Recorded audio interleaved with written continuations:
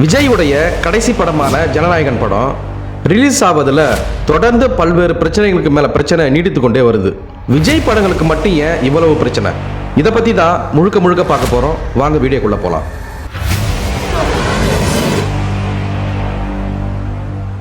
விஜய் நடிப்பில் கடைசி படமாக உருவாகியுள்ள ஜனநாயகன் வெளியாகுமா வெளியாகாதா என்பது தமிழ்நாடு தாண்டி அதிகம் பேசப்படும் பிரச்சனைகளில் ஒன்றாக மாறியிருக்கு.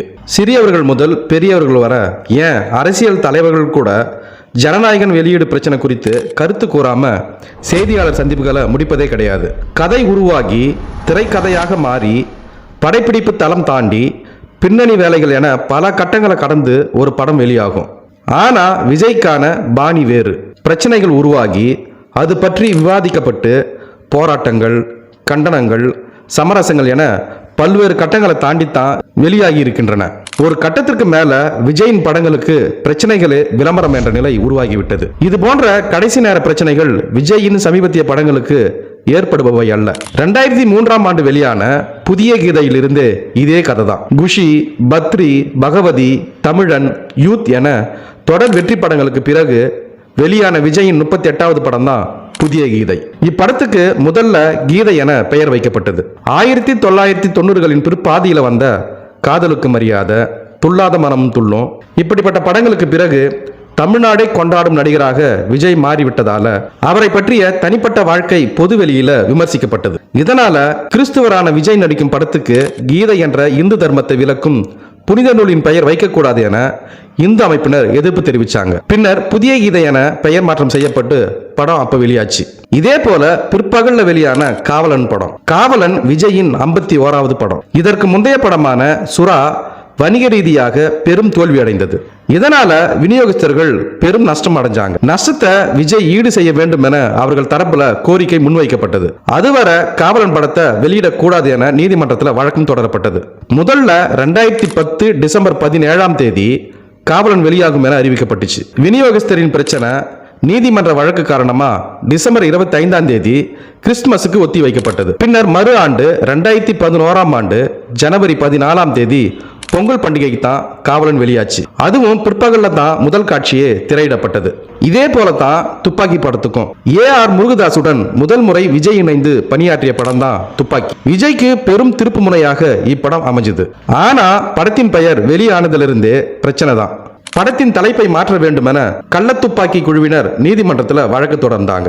தங்கள் படத்தின் பெயரை போன்றே இருப்பதாலும் டைட்டில் வடிவமைப்பும் தங்கள் டைட்டில் வடிவமைப்பை போன்று இருப்பதாகவும் அதனை மாற்ற வேண்டும் எனவும் கோரிக்கை வச்சாங்க. இது தொடர்பாக பேச்சுவார்த்தை நடத்தி பிரச்சனை சரி செய்த பிறகு படத்தின் ட்ரெய்லரால ஒரு புது பிரச்சனை ஏற்பட்டுச்சு. இப்படத்துல இஸ்லாமியர்களை தவறாக சித்தரித்ததாக கூறிய இஸ்லாமிய அமைப்பினர் எதிர்ப்பு தெரிவித்து போராட்டத்தில் ஈடுபட்டாங்க. பின்னர் சர்ச்சைக்குரிய காட்சிகளை நீக்குவதாக படக்குழுவினர் கூறிய பிறகு துப்பாக்கி படத்தை திரைகள்ல பார்க்க முடிஞ்சது.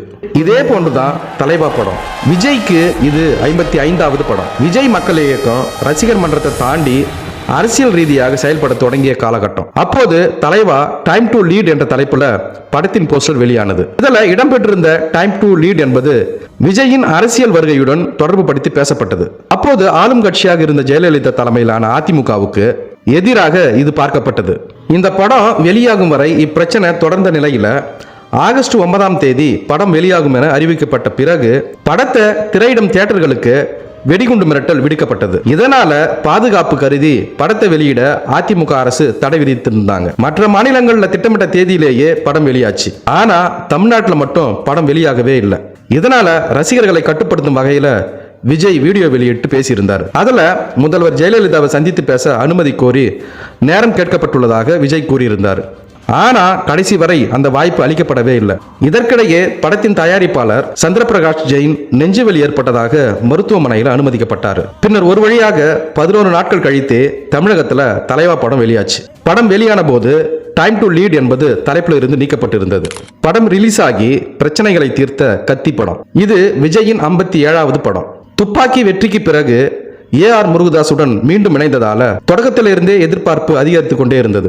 தமிழ்நாடு உட்பட பல மாநிலங்கள்ல விவசாயிகளின் தற்கொலைகள் செய்திகள்ல அதிகம் இடம்பெற்ற காலகட்டம். அந்த செய்திகளின் அடிப்படையில் விவசாயிகளின் பிரச்சனைகளை பற்றி வெளிப்படையாக பேசி கார்ப்பரேட் நிறுவனங்களை கேள்வி கேட்ட படம். இதற்கு முன்பு பன்னாட்டு குளிர்பான நிறுவனமான கொக்கோ கோலா விளம்பரத்துல விஜய் நடித்திருந்தார். அதனை குறிப்பிட்டு விஜய்க்கு விமர்சனங்கள் எழுந்தன. அதோடு மட்டுமின்றி இலங்கை அரசுக்கு ஆதரவான லைகா நிறுவனத்தின் தயாரிப்புல தமிழ்நாட்டில் படம் வெளியாவதற்கு எதிர்ப்பு தெரிவிக்கப்பட்டது. இலங்கையின் அப்போதைய அதிபர் மகிந்தா ராஜபக்சேவுக்கு நெருக்கமான நிறுவனத்திடம் ஊதியம் பெற்றுக்கொண்டு தமிழரான விஜய் நடிப்பதா என தமிழக அமைப்புகள் கண்டனம் தெரிவித்தாங்க.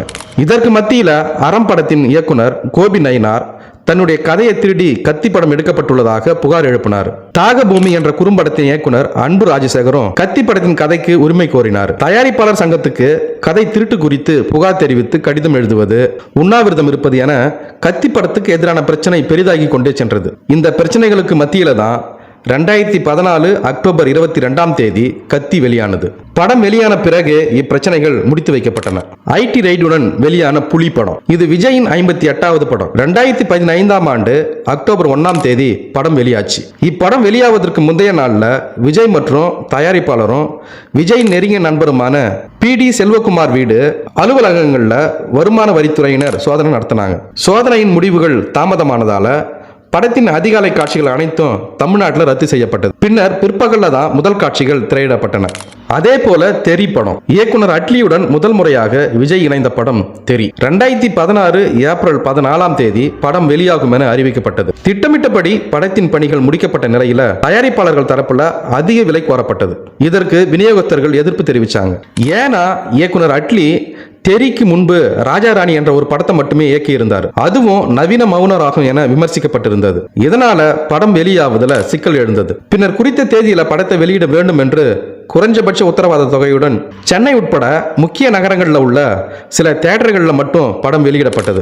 விநியோகஸ்தர்களுக்கும் தயாரிப்பு நிறுவனத்துக்குமான பிரச்சனை படம் வெளியான பிறகும் தொடர்ந்து கொண்டே இருந்தது. படத்துக்கு கிடைத்த வரவேற்பால சமரசத்துக்கு முன் வந்த விநியோகஸ்தர்கள் 15 நாட்கள் கழித்து ஏப்ரல் 29 செங்கல்பட்டு போன்ற புறநகர் பகுதிகளில் உள்ள தியேட்டர்களில் படம் வெளியாச்சு. இதே போல ஒரு நாள் முன்பு சென்சார் பெற்ற மெர்சல் படம் அட்லியுடன் விஜய் இணைந்த 2வது படம்.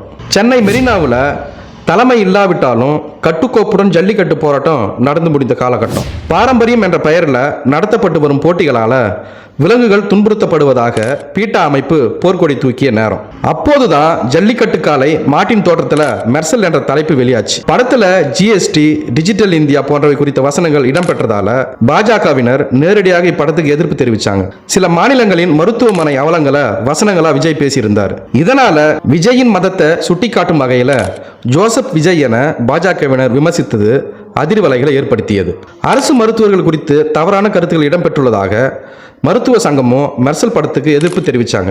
கர்நாடகாவில் காங்கிரஸ் ஆட்சியில் இருந்தாலும் விஜய் படத்துக்கு பாஜக தொண்டர்கள் கடும் எதிர்ப்பு தெரிவித்தாங்க. தமிழரான விஜய்க்கு மிகப்பெரிய கட் அவுட் வைக்கப்பட்டது கண்டித்து கன்னட அமைப்புகள் தியேட்டர்களில் கல்வீசி தாக்குதல் நடத்தினாங்க. கர்நாடகத்தில் மெர்சல் படத்தை திரையிடக்கூடாது என போராட்டத்திலும் ஈடுபட்டாங்க. இவ்வாறு கடும் நெருக்கடி இருந்ததால ஒரு நாள் முன்பு வர கூட படத்துக்கு தணிக்கை சான்றிதழ் வழங்கப்படவே இல்லை.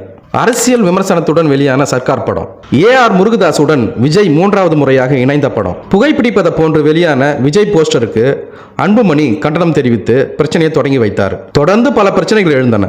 இப்படத்தின் கதை தன்னுடையது என எழுத்தாளர் வருண் ராஜேந்திரன் நீதிமன்றத்தில் வழக்கு தொடர்ந்தார். பின்னர் வருண் ராஜேந்திரனின் பெயரை படத்தில் சேர்த்துக் கொள்வதாக இயக்குனர் வாக்குறுதி அளித்ததை தொடர்ந்து வழக்கு முடித்து வைக்கப்பட்டது. படத்தில் அரசின் இலவசங்களை விமர்சிப்பது போன்ற காட்சிகள் இடம்பெற்றதற்கு கடும் எதிர்ப்புகள் எழுந்தன. அதோடு மட்டுமின்றி ஜெயலலிதாவை விமர்சிக்கும் வகையில காட்சிகள் இருந்ததாக கூறி அதிமுக போராட்டத்தில் இறங்கினாங்க. இவ்வாறு பல திசைகளில் வந்த நெருக்கடிகளை மறைமுகமா சுட்டிக்காட்டும் வகையில இசை வெளியீட்டு விழா நிகழ்ச்சியில விஜய் பேசியதும் அரசியல் கட்சியினரிடையே அதிர்வலைகளை ஏற்படுத்திச்சு. போஸ்டர் போட்டதிலிருந்து பிரச்சனையான பிகில் படம் அட்லி கூட்டணியில் 3வது முறையாக விஜய் நடித்த படம் தான் பிகில். 2019 வெளியான இப்படத்தின் போஸ்டர்ல இருந்து பிரச்சனை தொடங்கிச்சு. முதல் பார்வை போஸ்டர்ல இறைச்சி வெட்டும் மரக்கட்டை மீது கால் வைத்திருப்பதாக கூறி வியாபாரிகள் போராட்டத்தில் ஈடுபட்டாங்க. இசை வெளியீட்டு விழாவில் கருப்பு உடை அணிந்து பாஜகவையும் அதிமுகவை விமர்சிக்கும் வகையில் அரசியல் வசனங்களை பேசினார். அதிமுக வைத்த பேனர் விழுந்து பலியான சுபஸ்ரீ மரணம், விளையாட்டுல தமிழர்கள் புறக்கணிக்கப்படுவது போன்றவை குறித்து மேடையில் பேசியிருந்தார். மேடையில விஜய் பேசிய அனைத்தும் அரசியல்வாதிகளை மறைமுகமா தாக்கி பேசுவது போன்றே இருந்தது. இதனால விஜயின் மேடை பேச்சு குறித்து அரசியல் தலைவர்களிடம் செய்தியாளர்கள் கேள்வி எழுப்பும் நிலையும் ஏற்பட்டுச்சு. கொரோனாவுக்கு பிறகு வெளியான மாஸ்டர் படம். இதுல என்ன பிரச்சனை அப்படின்னு பார்க்கலாம். லோகேஷ் கனகராஜ் இயக்கத்துல விஜய் முதல் முறையாக நடித்திருந்த படம் தான் மாஸ்டர். கொரோனா ஊரடங்கிற்கு பிறகு 50% இருக்கைகளுடன் அரசு வழிகாட்டு நெறிமுறைகளை பின்பற்றி வெளியான முதல் தமிழ் படம். கொரோனாவில் பல இழப்புகள் ஏற்பட்டிருந்த நிலையில படம் வெளியாவது பொதுமக்களிடையே கூட விமர்சிக்கும் வகையில் இருந்துச்சு. நெய்வேலியில இதன் படப்பிடிப்பு நடந்துச்சு. நிலக்கரி சுரங்க நிர்வாகம் படப்பிடிப்பு நடத்த அனுமதி அளித்ததற்கு எதிர்ப்பு தெரிவித்து பாஜக போராட்டத்தில் ஈடுபட்டாங்க. நெய்வேலியில் இருந்து அதிகாரிகளின் காரிலேயே சென்னைக்கு விஜய் அழைத்து செல்லப்பட்டது பேசு பொருளானது. ஆனா வெற்றிகரமா படப்பிடிப்பு முடிந்த பிறகு படப்பிடிப்பு தள வாகனத்தின் மீது ஏறி ரசிகர்களுடன் விஜய் எடுத்த செல்ஃபி மறைமுக பதிலடியாக பார்க்கப்பட்டுச்சு. இஸ்லாமியர்கள் எதிர்ப்புல வந்த பீஸ்ட் படம்.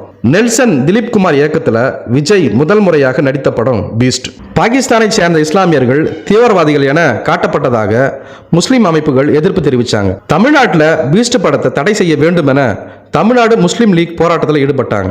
தமிழ் புத்தாண்டையொட்டி 2022 ஏப்ரல் 13 பீஸ்ட் படம் வெளியாச்சு. பீஸ்ட் படம் வெளியான நிலையில மறுநாளே பீஸ்ட் படம் கடுமையாக விமர்சிக்கப்பட்டது. பீஸ்ட் படத்தை விட உடன் வெளியான கன்னட படமான KGF 2 சூப்பர் என ரசிகர்களே கருத்து தெரிவித்தாங்க. இது மட்டும் இல்லாம தெலுங்குல பிரச்சனையான வாரிசு படம். தெலுங்கு இயக்குனர் வம்சி இயக்கத்துல தில்ராஜ் தயாரிப்புல விஜய் நடித்த படம் தான் வாரிசு. பொங்கலையொட்டி 2023 ஜனவரி 11 இப்படம் வெளியாச்சு. ஆனா இதற்கு முன்பு 2019 வெளியான ரஜினிகாந்தின் பேட்ட படத்தை தெலுங்குல அதிக திரைகள்ல வெளியிடக்கூடாது, நேரடி தெலுங்கு படங்களுக்கே முன்னுரிமை அளிக்க வேண்டும் என தில்ராஜ் கூறியிருந்தார். அவரின் இப்பேச்சு வாரிசு படத்திற்கு எதிரொலித்தது. நேரடி தெலுங்கு படத்துக்கு முன்னுரிமை அளிக்க வேண்டும் என்று தில்ராஜ் கூறியிருந்ததால விஜயின் வாரிசு படத்துக்கு தெலுங்கானா, ஆந்திரத்துல அதிக திரைகளை கொடுக்க கூடாது என தெலுங்கு தயாரிப்பாளர்கள் எதிர்ப்பு தெரிவித்தாங்க. விஜயின் சமீபத்திய படங்கள்ல அரசியல் சார்ந்த கருத்துக்கள் இடம்பெற்றிருந்தாலும் முழு நேர அரசியலுக்கு வந்த பிறகு வெளியான படம் தான் கோட். வெங்கட் பிரபு இயக்கத்துல உருவான இப்படம் ரசிகர்களின் எதிர்பார்ப்பை பூர்த்தி செய்யவில்லை என்றாலும் வசூல் ரீதியாக வெற்றிகரமான படமாகவே. அது மட்டும் இல்லாம இந்த உலகத்தில் நடக்கக்கூடிய பல்வேறு சுவாரஸ்யமான விஷயங்கள் மற்றும் புது புது செய்திகளை உடனுக்குடன் தெரிந்து கொள்ள எங்களுடைய தமிழ் களஞ்சியம் சேனலை பின்தொடருங்க. மேலும் இது போன்ற பல்வேறு தகவல்களை அடுத்த காணொலி மூலம் விரிவாக பார்க்கலாம். நன்றி.